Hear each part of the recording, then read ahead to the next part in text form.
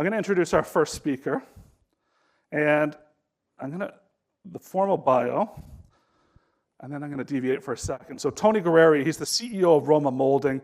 They're a picture frame manufacturer based in Vaughan, and they're world-renowned for their iconic design. I've been to their studio. It's incredible, dealing with producers from all over the world, designers, etc. He was named CEO in March 2011 and laid the foundation for a cultural shift that would profoundly reframe the way Roma Moulding does business. By establishing a clear mission, vision, and core values, Tony constructed a framework for leadership and daily decisions that were focused around the happiness of his team. Again, that's what you're going to see in his presentation today about how he impacts culture, and I've seen it in action, and it's amazing.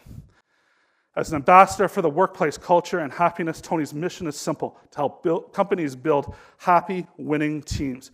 His experience leading a transformation within his own company has driven him to consult and speak in organizations across North America. Tony's keynote presentation revealed his passion and belief in building sustainable strategies to cultivate successful and happy, winning workplaces. I'm going to say this on a personal note. Tony is going to wow you with his passion and his energy. He's become a friend over the last number of years, and he and I had met through work, and we've had lunches, and we've connected. He's so much energy and passion, and it's going to exude through you to this. He's got a book coming out soon, which we'll make sure when it launches, we let everyone know about it. But again, listen carefully to what Tony brings and how he will impact your organization when it comes to culture. Ladies and gentlemen, Tony Guerrieri.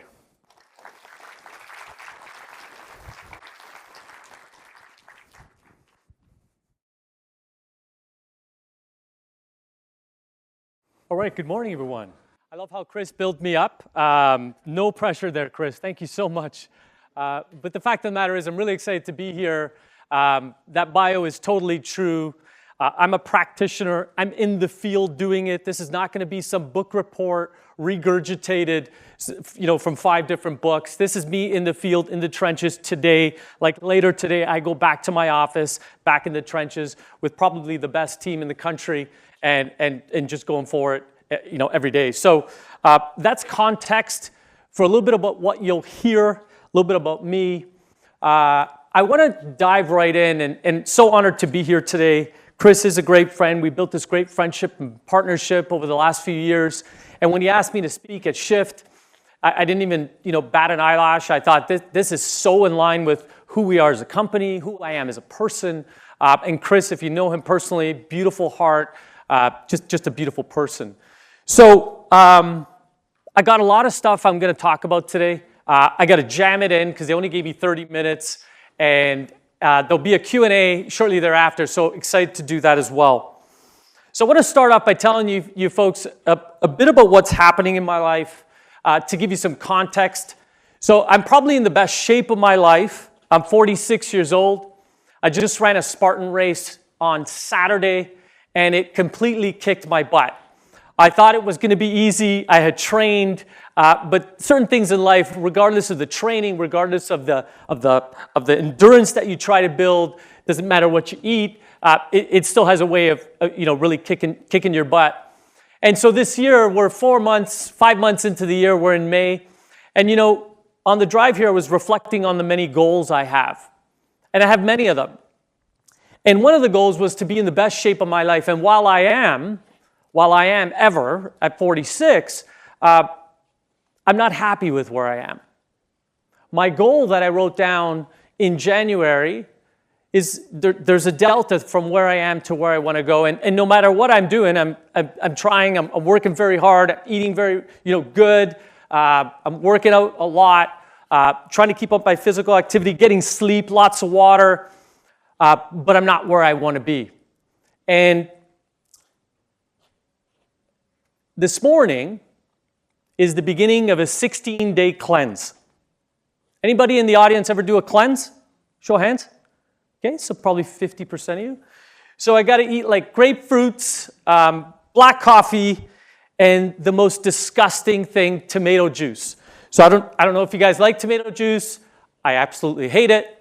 And so the reason I'm on this cleanse, and it's actually a 90-day kind of infusion of fitness and health. And so the first 16 days, it's probably not a good idea to do a cleanse on the first day, especially when I'm doing a talk. But that's cool. We'll talk about that later.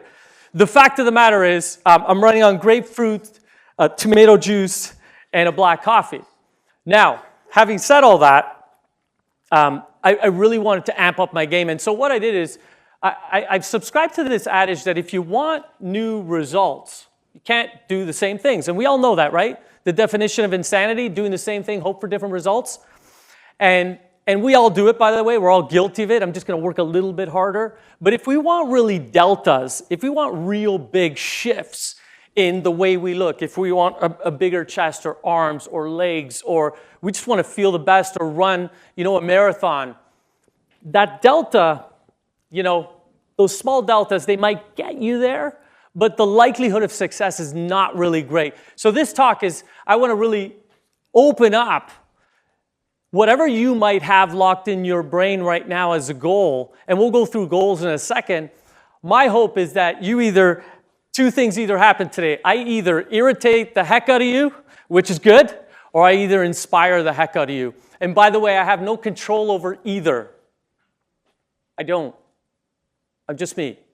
I'm the practitioner. I'm the guy in the field. And here's my story.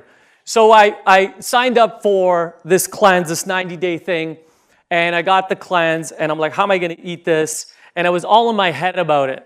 And you can probably attest, there's a lot of people in their head about their own goals, why they can't do what they otherwise set out to do, right? There's probably a lot of reasons why. And they're probably really good in our mind. We're really good at telling ourselves why, reasons why we'll start tomorrow or next week or in 3 weeks or whatever the case may be.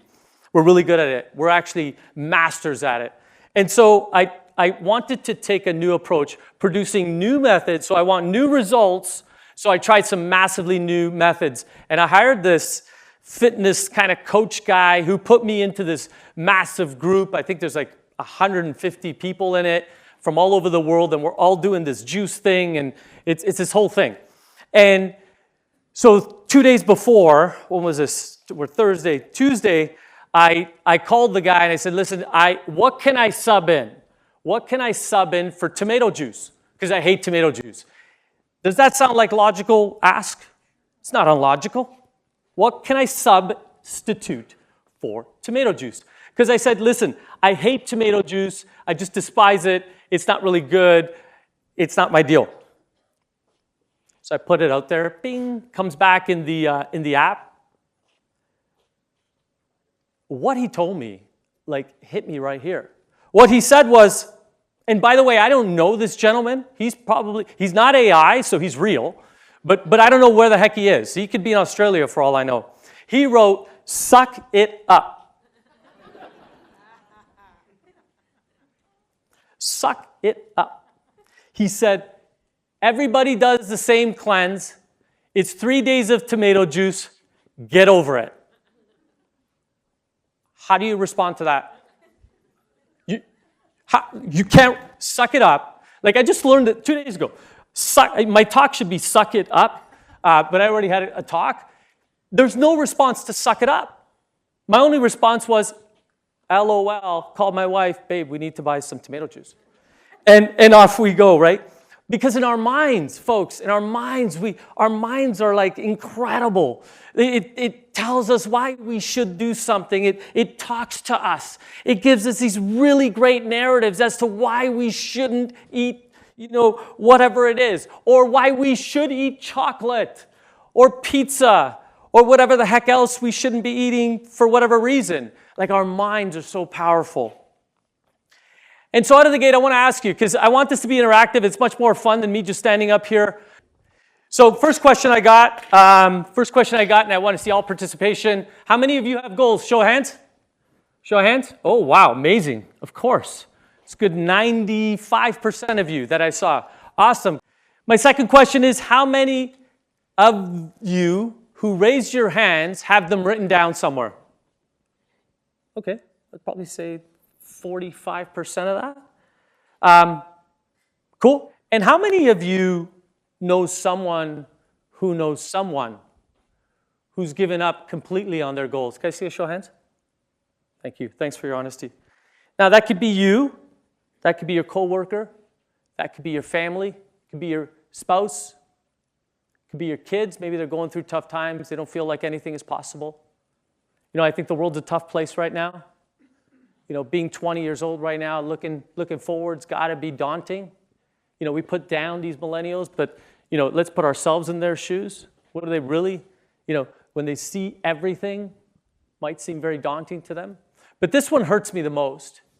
Because if you don't have goals, if you don't have dreams, if you don't have ambitions, what do you got? You've given up. You're living. And so, do we have any Shawshank Redemption fans? Yes. Huge fan. My wife's like, how do you watch that 100 times? You know the ending, right? I don't care. I love it. So this is the scene, right? This is the scene in Shawshank where Andy Dufresne in red, it's like this pivotal moment, right? And they're sitting there. And Andy's in there for life. Red is in there for life as well, because Andy's in for murder. And Andy has this epiphany. Because Red's like, listen, you shouldn't talk about dreams. You shouldn't talk about getting out. You shouldn't talk about what you're doing. It's going to hurt you. It's going to make this place, Shawshank, much worse for you. Just let it go.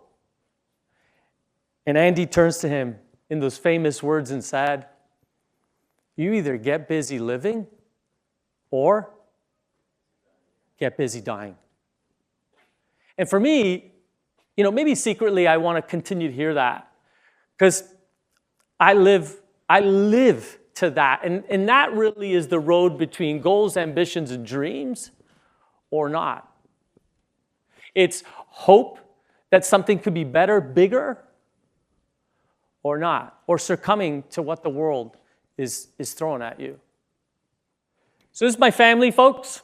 Got a lovely wife. We've been married 11 years. Hasn't been easy, but I love my wife dearly. She's obviously my better half. We got 2 little kids, Sienna, who is 8 years old, and Giovanni, who is 4. And I'm showing you this because I want to let you into my life a little bit. So I want to share a big secret I have. The secret I have is I live my life backwards. So what does that mean? Like I really live my life backwards. And I'm probably one of the most intentional people on how they live their life. And here's what I mean by it. So the average life expectancy of a white Caucasian male in North America is, for all intents and purposes, 80 years old. Yes? Anybody want to argue that? Okay, that's just the facts. I am 46 years old.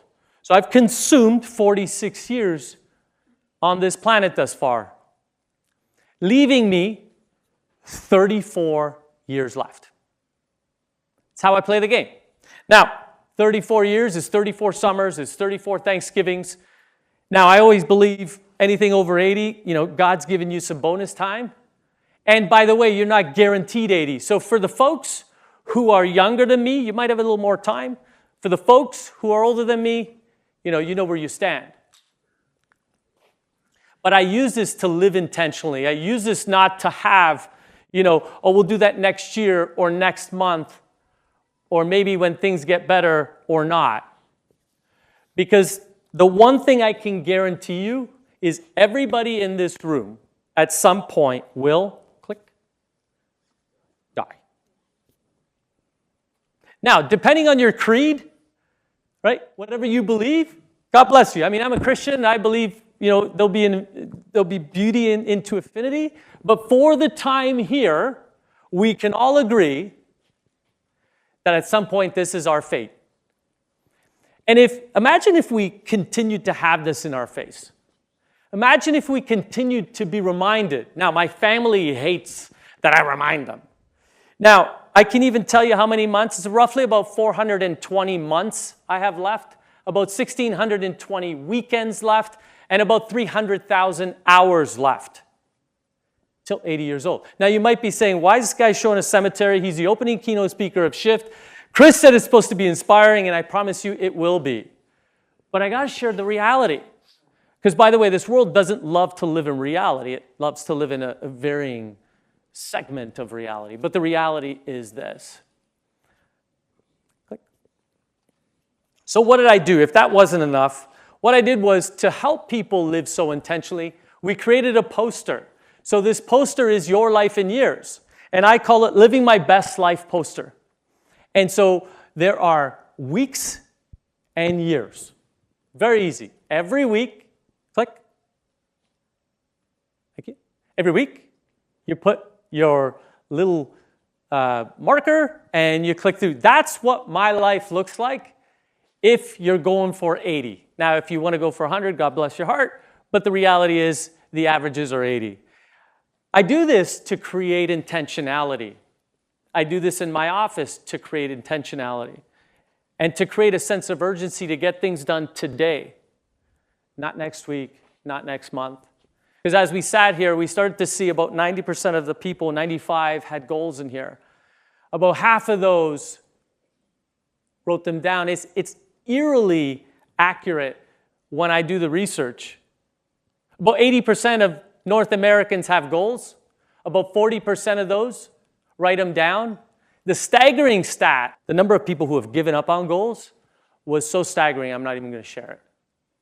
And so it's a testament, you folks being here, coming to be inspired, not so much motivated, but inspired. Inspiration has far more reach to maybe shift something in your thinking so that you can overcome whatever challenges you have. Because I'm not without challenges, no different than you.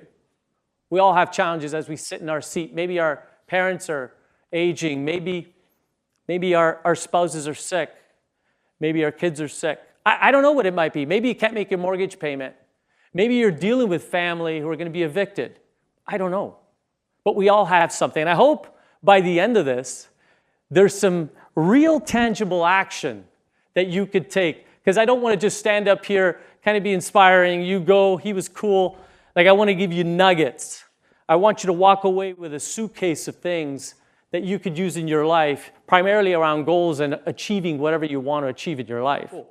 So this is an info kind of graphic that you'll constantly see on my social.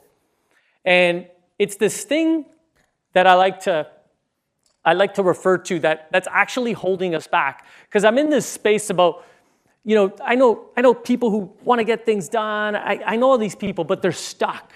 Like, what is that thing that they're stuck? So those balloons depict like our dreams, our ambitions. And what those could look like is, one day I want to do a marathon. One day I want to buy that car. One day. Next week, next year, next month. And we're like proverbially held back by that one thread. What is that one thread, right? And by the way, we're all held back by this. I don't care if you're Tony Robbins. In your life, you will be held back by something. And by the way, it's an overarching something, and I want to talk about that. But before I do, there's a few things I live by. I hope these inspire you. It's a quote, if we could go there. It's a quote by, this is Mandela's quote. It's a beautiful quote, and I wish I knew these at 20 years old. I wish I knew these at 20. It's partly why I deliver keynotes in university, in high schools. I want to inspire our youth, because whether we know it or not, we got to invest in our youth so that they can make or help make this place, a better life. It always seems impossible until it's done. The airplane was once just a stupid idea. Let's sit with that for a bit. The airplane was deemed the most idiotic idea, that we were going to get human beings and we were going to traverse oceans or lakes and we were going to go from New York to LA and we were going to figure this out. It was a stupid, imagine the ridicule. Imagine the ridicule. Imagine the bad press. Imagine just the agony. Imagine as you're burning cash, the stress, to get to that moment in flight. Well, we all know, how stupid that is. There's millions of people flying across all continents at any given second today. Whatever your mind can believe, it can achieve. This is a Napoleon Hill quote. Love the book by Napoleon Hill, love his work in literature. But one of the things I've learned is, in order for you to achieve that Spartan race, to achieve that promotion, to achieve that wealth, to achieve whatever you want to achieve in your life, you got to believe it here first. It's got to be so strong in here. It's got to be not, like if you want to truly succeed, I believe we're in 2024. Anything you truly want to achieve, anything is possible. It's how bad you want it. And we've all heard the adage, but I got a great video that might get us out of our space. Because as we sit here, you folks told me you all have dreams, probably all haven't, completed them. You might be in different areas of your dreams, of your goals. This might help. I'm too weak, too slow, too big. I ate too much for breakfast. I can't right now. I'm not inspired. It makes me smell bad. I'm allergic to stuff. I'm fat. I'm thin. It's too hot. I'm not right. I've got shin splints, headache. I'm distracted. I'm exerting myself too much. I'd love to really, but I can't. I just can't. My favorite show is on. I don't want to do this. I want to do something else. After New Year's. Next week. Might make a mistake. I got homework. I feel bloated. I have gas. I got a hot date. It's not in my jeans. I don't want to look all tired out. I need a better coach. I don't like getting tackled. I have a stomach ache. I'm not the athletic type. I want to get sweaty. I have better things to do. I don't want to slow you down. I have to do this. As soon as I get a promotion, I think I'll sit this one out. And my feet hurt.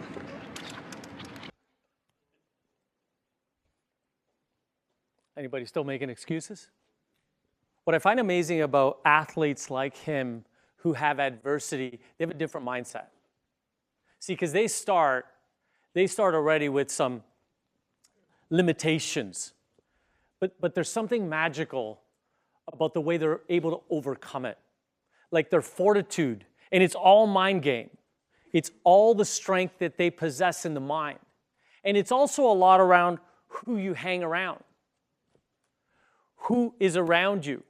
Who is supporting you? Because people are either lifting you up or pulling you down. And in some cases, the people pulling us down the most love us the most. And oftentimes it's our parents, it's our siblings. And they're only bringing us down or holding us a little back in fear of themselves. Son, you don't need to do this. You don't need to run Spartan. You don't need to do this. Why do you need, it's all their insecurity. I've been blessed, folks. I've been blessed to take a shift in my life some 10 years ago. And I was very intentional who I was going to spend my time with. Who was I going to have conversations with? Who was I going to, be in masterminds with? And I'll tell you, my group went really wide, went really thin, and now expanding. But I'll tell you, I want you walking away examining in your own mind, who are the 5, 6, 10 people you surround yourself with? Those are the folks that will either call you and say, hey, did you get out of bed this morning? Did you eat that tomato juice? Or the people are like, hey, just sub the tomato juice with a V8. It's sweeter, and just put a little thing in it, you'll be fine, right? I've got a flurry of people this morning, just a flurry of encouragement. You got this, brother. Go kill it. Make a difference. Make an impact. Like, how can I not stand up here feeling like this audience is illuminated with whatever the consciousness is in the room? Believing you can, and you're halfway there. I think this one's very important. And, on my Spartan race this Saturday, I was brutal to myself in 2 ways. One, my body took physical agony. Like my legs climbing up mountains, coming down mountains were rattling if you've ever done something of this sort. But my mind was even more brutal. As I was challenged to climb a hill, I kept telling myself, quiet that brain, you got this. Nothing can stop you. How are you making a difference? Are you being an example for your children? Are you being an example for the team? Am I living the values that I said I was going to live by? These are the things that helped me get through this race. Oh, there we go. Let's watch this.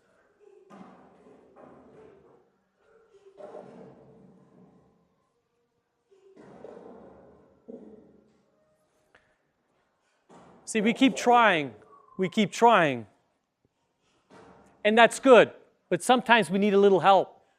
We need a little encouragement. We need a little lift. And it's a small delta.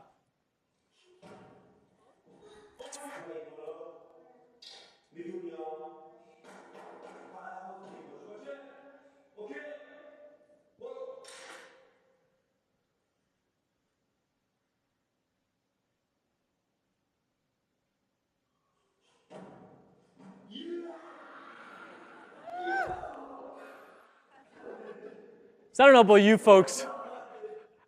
you folks. I think that's her dad. I hope it is because he's kissing her and hugging her. So I have a little one, and I've been watching this clip, and it warms my heart. Because this little one, she's really trying her best, and she just needs an extra inch. And really all she needed to hear from her dad. She needed that extra encouragement. She needed that extra lift. She needed those words, that embrace, that hug. And those words, I don't know the language, but he probably said something like, "You got this, sweetheart." And oftentimes that's all it takes. And that's why I'm asking, who are you surrounding yourself with? You know, when you go home tonight, I hope you're writing in your notebooks, who are the 5, 6, 8, 10 people you surround yourself with? Are they lifting you up or bringing you down? Now, I'm not saying you got to throw away all the people who bring you down. I'm not saying that. Here's what I am saying. Be intentional on who you spend your time with. For if you really want to achieve whatever you want to achieve in life, it's going to require a network of people.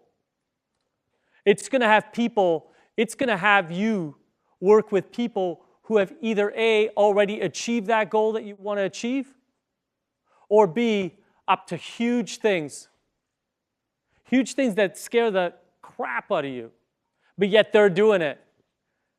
Because like I told you early on, this is going to either irritate or inspire. And we'll talk a little more about that later. So let's go back to this. So now we showed this infographic. And I have a question for you. What do you think is at the base of that small string? It's a question. You can just blurt it out. Nothing, okay? Environment, thank you. Fear. Yeah, fear. 4-letter word, fear. 4-letter ugly word. Now, you might say fear, I'm not scared. Well, I'll call you out on it. You might be scared of looking bad, but what if I do this? What are people going to think? How many people know someone who's guilty of that? What are people going to think? Thank you. Might be the fear of actually succeeding. Shit, what happens if I actually do that? Maybe I don't deserve it. I struggle with that. I struggle with, what if I achieve it? Do I deserve it? Then I go into this fear mode. I mean, it happens less today. Now, fear is either forget everything and run.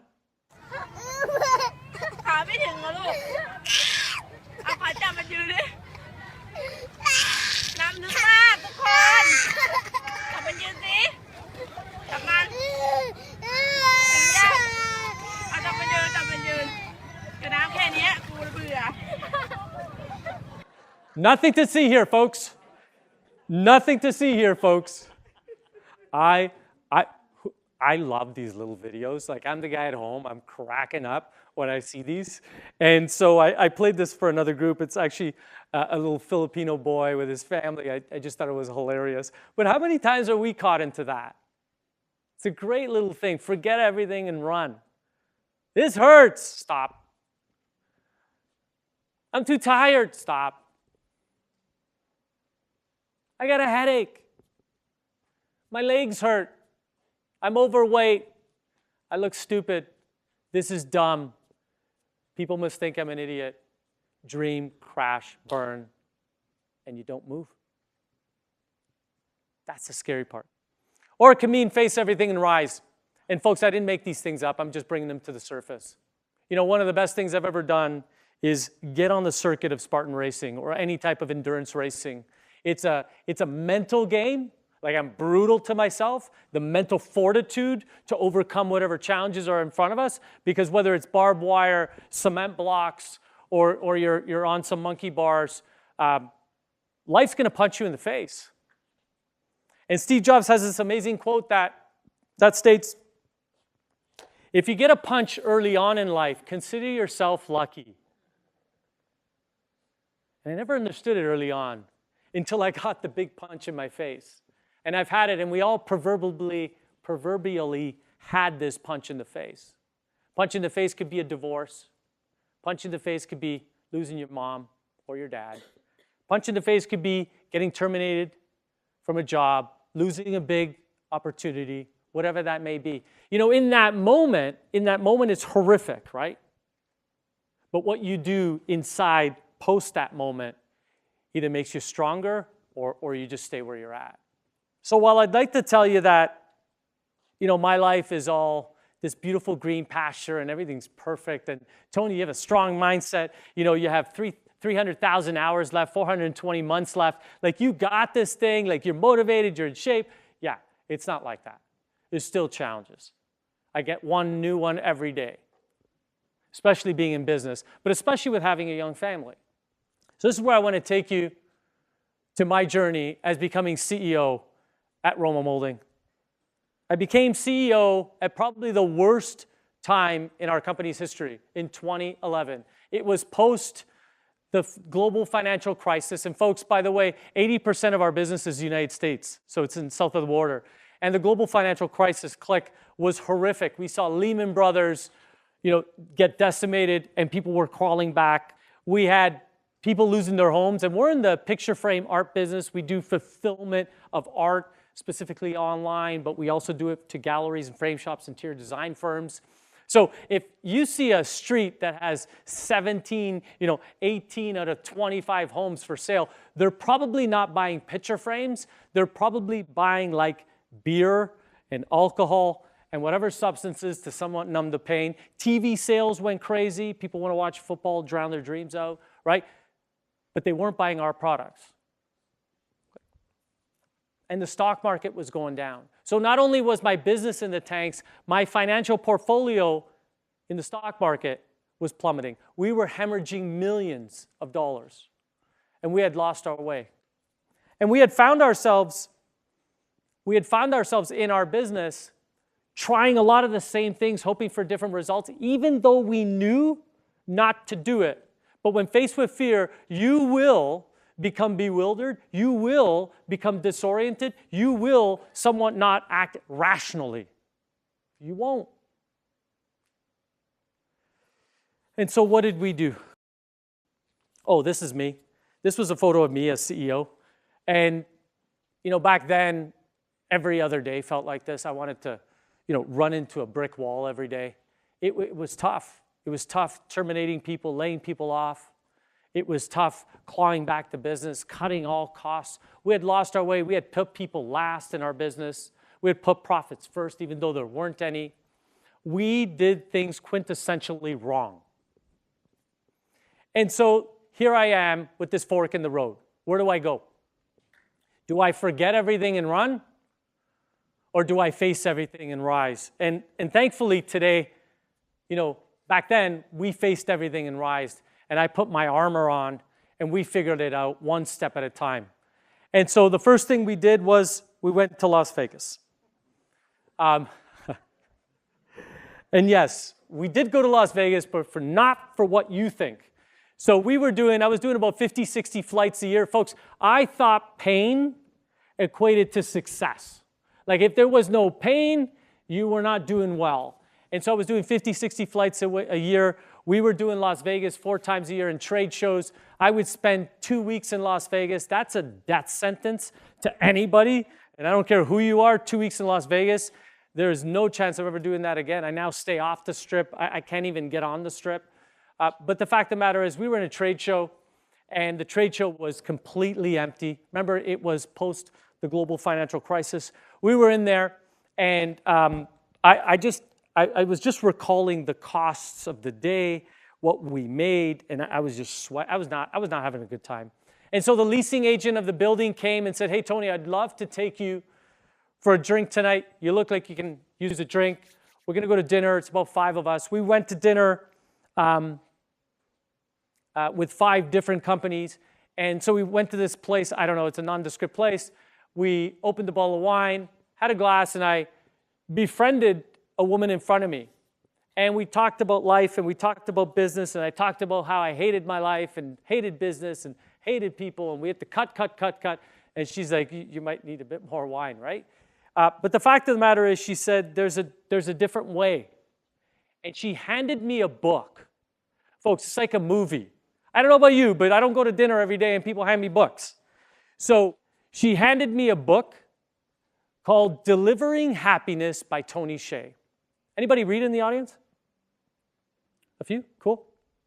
So for context, this is a book about how if you treat your employees really great, they will treat your customers really great, and in turn, everybody wins. Not a novel idea, but folks, I believe nothing of it. I'm like, no, these are tough times. We got to cut. We got to do this. We got to do that. Like, it's not good. This is BS. So what did I do? I read the book, and I tried to discredit the book. So I went on the internet, and I started discrediting Zappos.com. They're an online shoe store. It was small then. Obviously, now got sold to Amazon. But they truly put their people first. But they had a methodology, and Tony had this dream, he had this goal, that what if we put people first in our business, what would happen? Well, maybe they'd feel really great, appreciated. Maybe we would attract other amazing people, because people would hear that the CEO wants to attract really great talent, and it's their core competency, and it's something they won't outsource. And over time, you might deliver remarkable experiences because you have remarkable people, and then success shows up, right? Click. And so I still didn't believe it. So I went to Zappos, I did this tour, and I go in this, it's in Las Vegas, I go in this monster building, and it has a pool of balls that people play in and stuff, and they have like fridges unlimited with like Red Bulls, and like you can drown yourself in, I don't know, whatever you want, all types of drinks. And so I'm in this call center, and they hook me up in the call center, and I'm watching these people, and they're caring about the customer. They're so attentive. They're so patient. They're so loving. And I spent 3 days there. I spent $900 to be there. I spent $900 to be there. I wanted to feel it. And I felt so bad because I had discredited them. And so I'm on this plane ride home, and I said, you know, would my company feel this way about me? Would my company talk favorably about me? Would my company, would my team want to, what's the word, want to recommend people to my company? Do they even want to be there? Because heck, I don't want to be there. Why would they want to be there? I don't love what I do. And so this is the one thing I did, folks. This is 13 years ago. I set up a meeting much like this at our company. We used to dress a little differently then. As you can tell by my excitement, do you see me there? It's a lot of excitement there. I'm nervous as heck. I'm sweating. I'd never spoken publicly before. I stood up there and I said, we had failed you as a leadership team. And most importantly, as a leader of this company, we had failed you. We put you last. We should put you first. And obviously, they didn't believe a lot of what I said. And I told them straight. There's something about straight talk. Something about being real with people. You can be respectful, but be real. And I did. And 3 camps showed up, folks. So think in your own businesses. If you were to do that, what would transpire? So click. So we had this camp that showed up. Oh my God, Tony, I thank you. Thank you. I'm all in. What took you so long? Love you. I'm all in, whatever you need. Second camp was I'm on the fence. I'm watching you. I hear you, but I want to see it. Because people don't listen, they imitate. And then I had these guys. By the way, have you ever worked somewhere with these people? Show of hands. Maybe your coworkers there. No, kidding. So I knew, talk about fear. I knew that if something didn't change, we were going to lose our family business. We were going to lose it all. all the 30 years that my father worked for, we were going to lose it. And I was gripped with fear. So I worked on these people first. I call these people the culture vampires. They leak, they lure in businesses. They're all over the place. But these are the people that kill dreams, kill aspirations, kill ambitions. They kill anything that is possible. And they love to chain themselves to desks in hope that you either pay them out or whatever the case may be. Well, the likelihood of us succeeding, these were the vast majority of the people in our company. And I hope these people don't lurk in your business. And if they do, I'm going to ask you to pop that name in your head right now. Who is that person? Don't blurt it out. And take some form of action, in the next week. Because once we took the action here, the game changed. Because our plan was supposed to look like this beautiful, we all have these grandiose plans, it's going to be this nice green field. And really, the reality we all know, it's a mess. They say every master was once a disaster. I don't know if you've ever heard that. It's never perfect. And so this is what we did, folks. I hope this inspires you to take some action within your own business. I had a dream of leading Canada's happiest company 13 years ago. That was my dream. And I professed, I don't know how to do it. I'm going to need a lot of help. It's going to take time. This is not an overnight thing. I'm in legacy mode. This is not a one-quarter thing. But we're going to do this. And when we do this, we celebrate. So we built core values.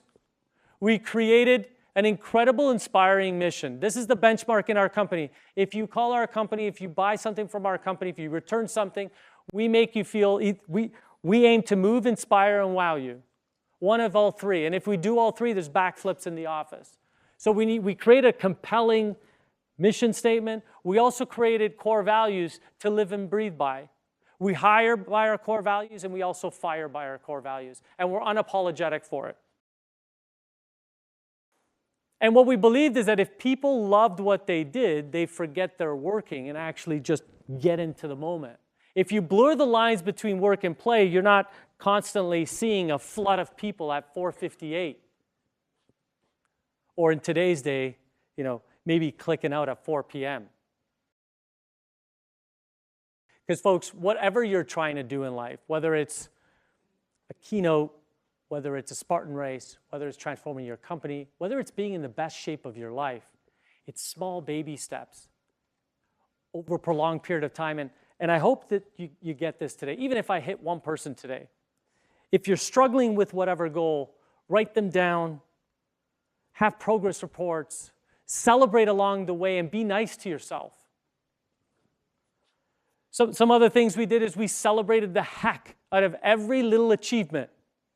Celebration's infectious, folks. We hosted tons of lunch and learns. We took a few steps back, we took a few steps forward. And along the way, we over-communicated what we did because we weren't perfect. We celebrated milestones, little, simple milestones. That's not a bouquet in her hand. That is picture frame molding.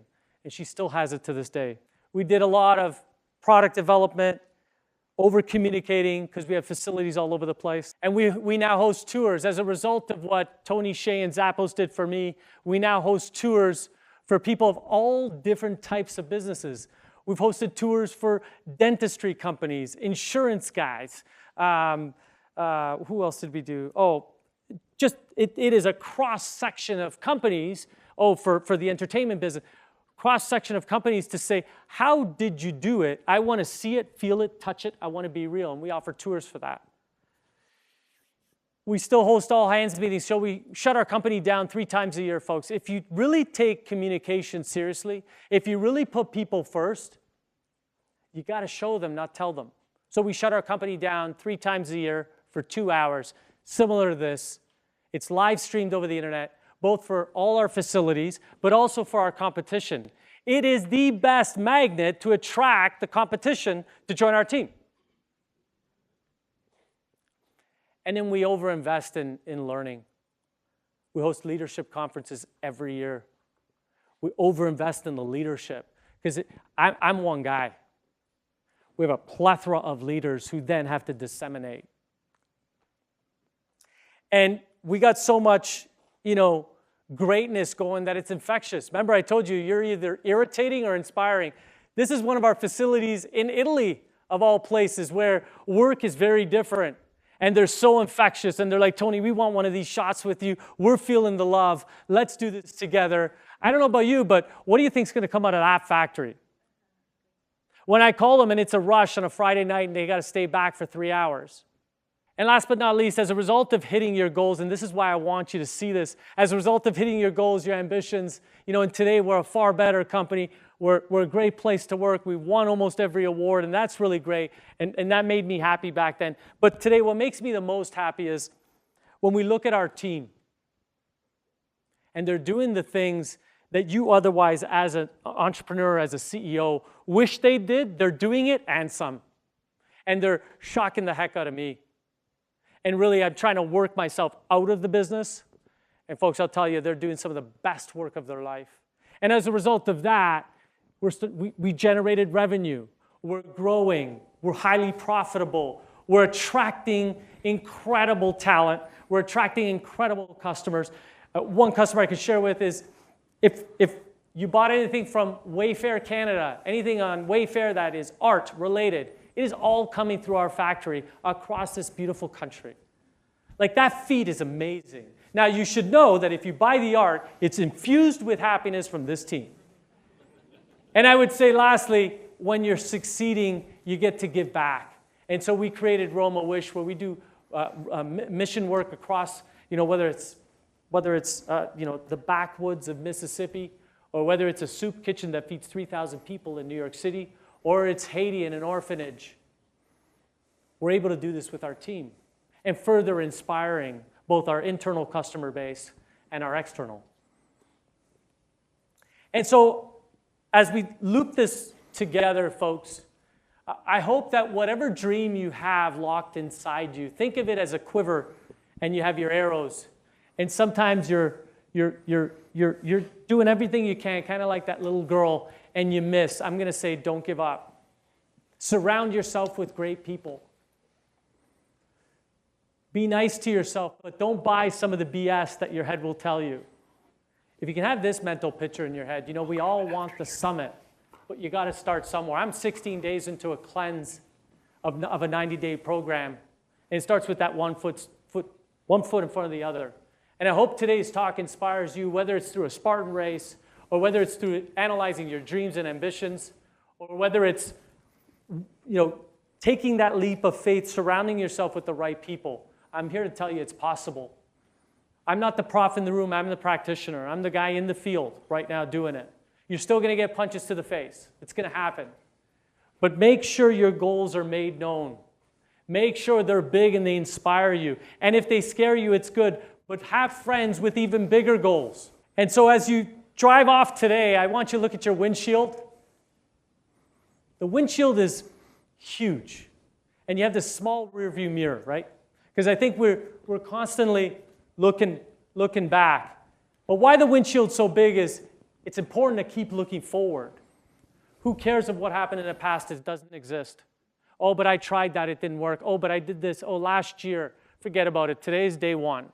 So while I'd like to tell you, I'm standing here on the summit, there is no summit. Life is all journey. It's all journey. Surround yourself with great people on this journey. You'll need them. Be that little girl and surround yourself with her dad, whoever that may be, your friends.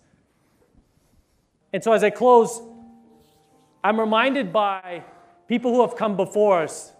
Nelson Mandela, jailed for 27 years. Never gave up. They tried to beat his soul. They tried to beat his dream. But he never gave up. He fought for equality and won. Imagine that fortitude. Rosa Parks, she was asked to give up her seat so someone else could take her spot. And it was all due to a color. But she didn't give up.